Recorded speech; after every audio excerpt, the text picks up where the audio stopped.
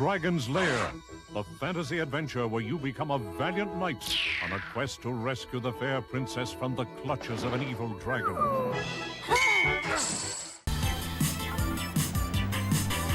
People will pay for nostalgia.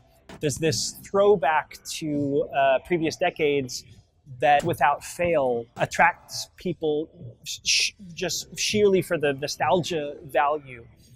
And so there was an entire era of video gaming in this country that took place in the arcades. There's a billions-dollar video game industry that largely was built on a decade or more, give or take, of gaming that happened in an arcade like this one.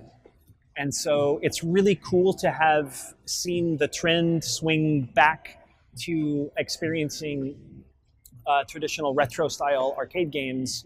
Just as I said, it's happening in movies, it's happening in TV shows, it's happening in a lot of music and style and all that kind of stuff.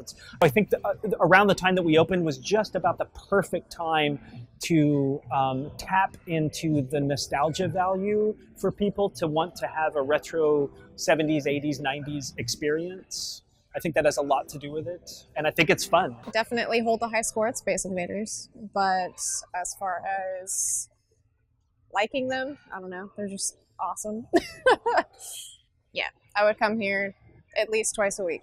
I would say it's a pretty even ratio of people who probably grew up with this stuff and then young ones.